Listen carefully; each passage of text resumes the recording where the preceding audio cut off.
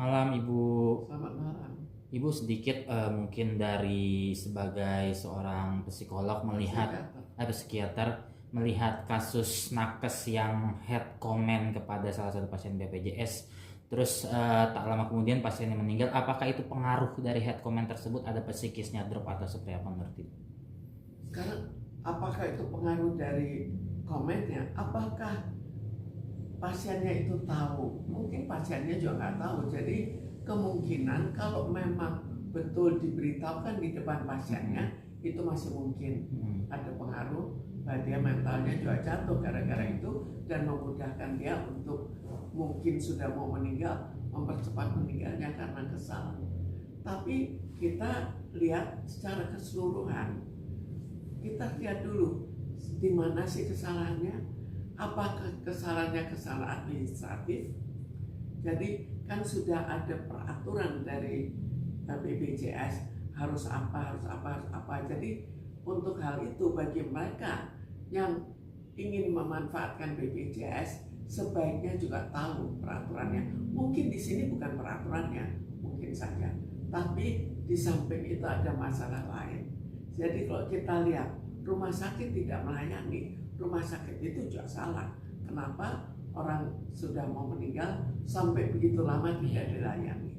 Tapi kita kembalikan lihat rumah sakitnya. Ini BPJS. BPJS artinya itu dibayar lewat uang BPJS. Sekarang banyak keluhan juga dari rumah sakit yang mengatakan BPJS terlambat sekali membayar. Jadi kalau misalnya uang itu belum dibayar-bayar, harus bagaimana? Siapa yang salah? Jadi di sini harus dilihat secara kesatuan. Kenapa kok tidak dibayar? Dari negara kenapa tidak dibayar? Kan dia sudah membayar BPJS. Kalau tidak dibayar, maka terutama untuk di pelosok, orang-orangnya kan kurang mampu. Jadi itu harus dipercepat, sehingga perlu dipertanyakan siapa sebetulnya yang salah selain rumah sakitnya. Seandainya semua berjalan dengan tertib, apakah ini juga akan terjadi? Tapi Bu, nakes dengan head comment dia itu mempengaruhi mungkin dari sisi ekonomi dia, yang mungkin dari BPJS juga dia bayarannya belum atau seberapa, itu bisa berpengaruh nggak sih untuk seperti itu?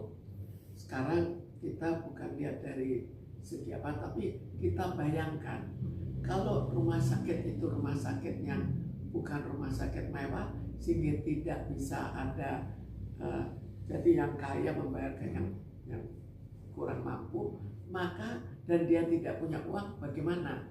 Bisa dipersalahkan atau tidak? Karena secara teori BPJS dibayar pakai uang BPJS. Kita tidak tahu apakah itu sudah dibayar. Tapi kalau sudah dibayar, memang salah lagi. Ada apa? Apakah penyakitnya itu di bagian yang tidak dibayar? Tapi kalau misalnya itu terlambat bayar, sebagaimana keluhan pada umumnya atau sering terjadi, sampai seberapa jauh ini merupakan kesalahan bersama. Oke Bu, gimana Ibu menanggapi komen-komen dari nakes yang sedikit bisa dikatakan kurang etis lah untuk pasien BPJS ini, komen-komennya yang kurang enak, satu seperti itu.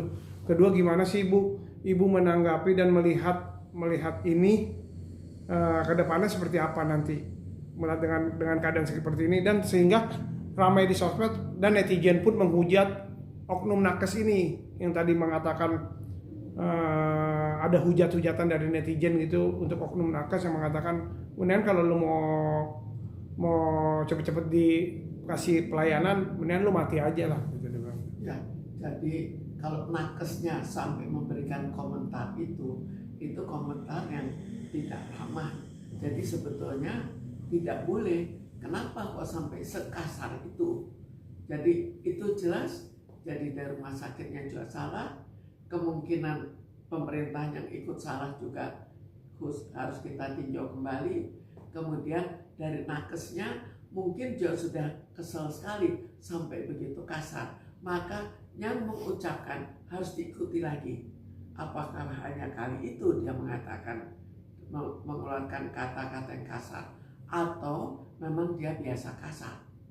Oke, Bu, gimana melihat para netizen yang sekarang menghujat oknum nakes ini nih, menghujat satu. Kedua, gimana Ibu melihat para oknum nakes ini setelah ada kejadian ini mereka meminta maaf lewat sosmed?